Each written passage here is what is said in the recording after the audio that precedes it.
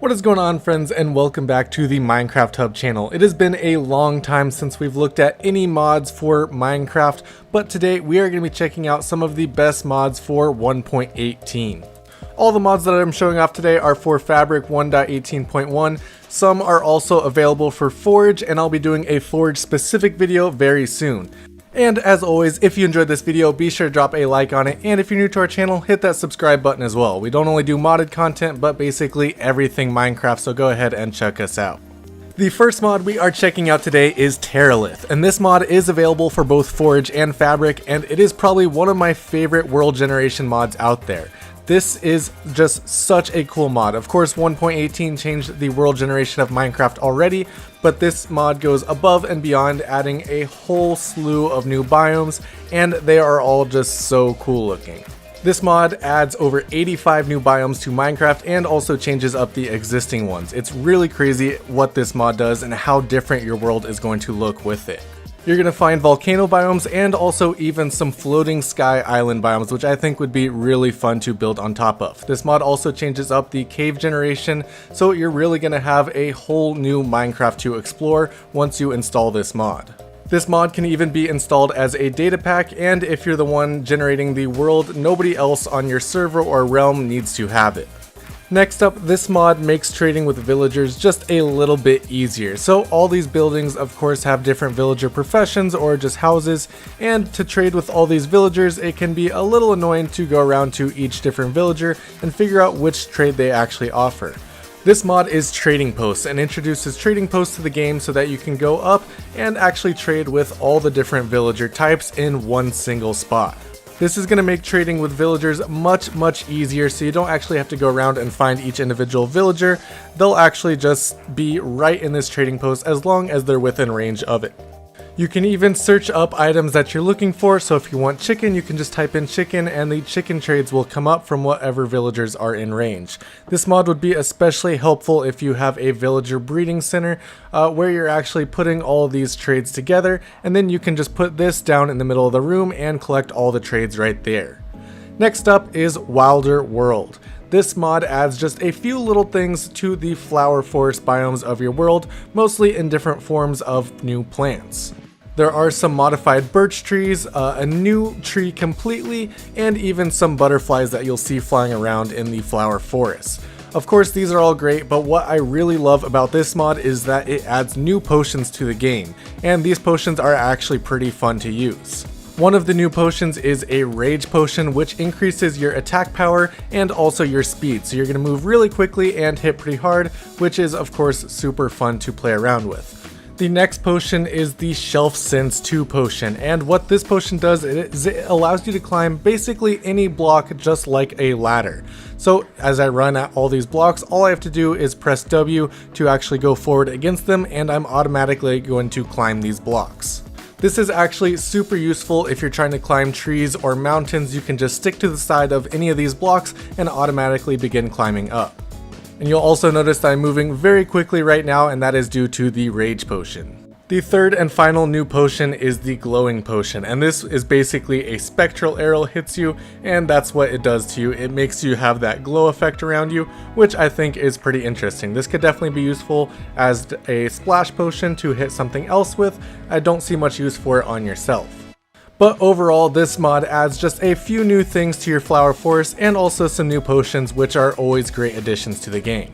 Next up is Not Enough Animations. This is a very small mod that just adds a few new animations to the game to make it look a little more realistic, especially in the third person view. So in third person, now when I'm holding out a map, you can actually see that I'm holding a map, and you can even see the map itself.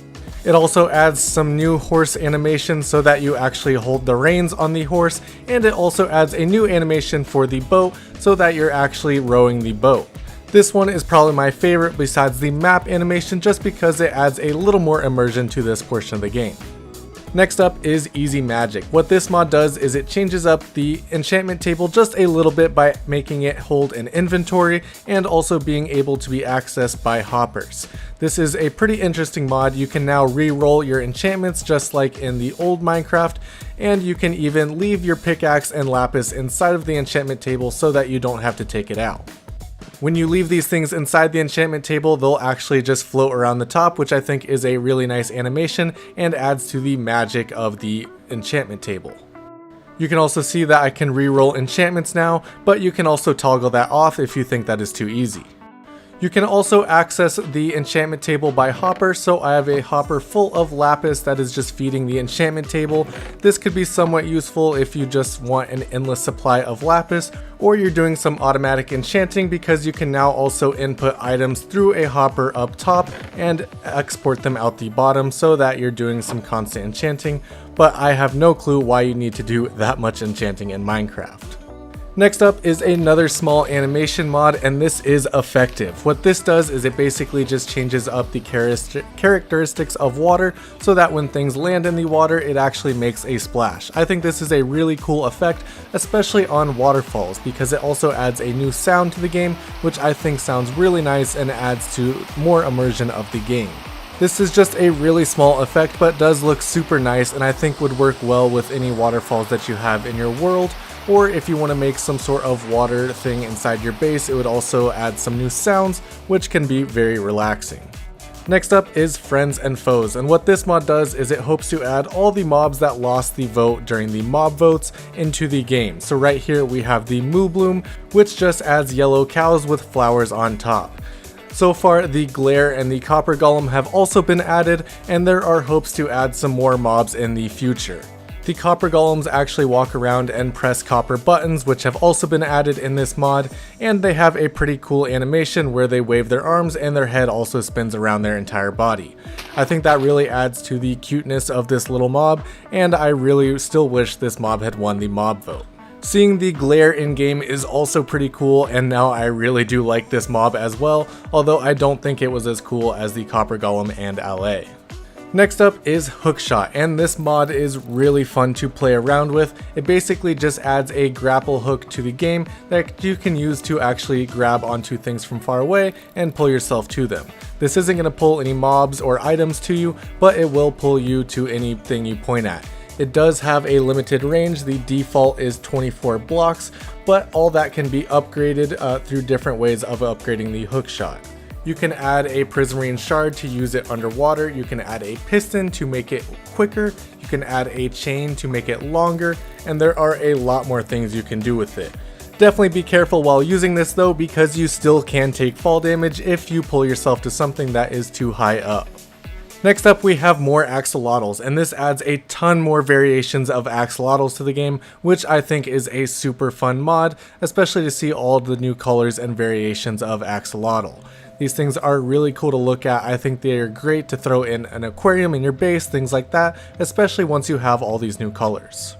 Of course, there is a lot of new additions of axolotls to the game, and to categorize all those, they actually included a book as well, so you can look through at all the different axolotl types and how you get each type of axolotl.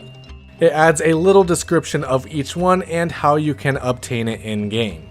Of course, blue axolotl is through rare breeding, but then later on you're going to have the Chimera, which is from breeding the Lucy and Wild. So a lot of these you're going to have to breed specific ones to actually get exactly what you want. Next up we have Fabric Seasons. What this mod does is it adds a system to the game that every 28 days the season changes from spring, summer, fall, winter, and it has a beautiful look in the game. This mod changes the look of the trees and grass, and also even the weather to fit the season that you're actually in. So weather is going to change. If you're in a snow biome, then it's going to rain during the summer, and forests will even see snow instead of rain during the winter. The trees and grass will change completely different colors from summer to winter, and I think it all looks super nice and is a definite little change to the game that could add a lot of fun. Right here we can see a slight change from the summer to fall and then to the winter trees in a jungle, and you can see that there is a massive difference between summer and winter. And we will also see different changes in the weather patterns, as I said. Right here we have a forest that is snowing during the winter, but as soon as we set it back to spring, all that is going to change to rain. Although when you're using commands, that change is a little slower than it would be in real time. That is all the mods that I have for you guys today though. Thank you guys so much for watching. I'll have a Forge video out very soon, and I'm also working on a part 2 to the building mod video that I did a while back, and I'll have some updated building mods for the 1.18.1 update. Thank you guys so much for watching, and I'll see you next time.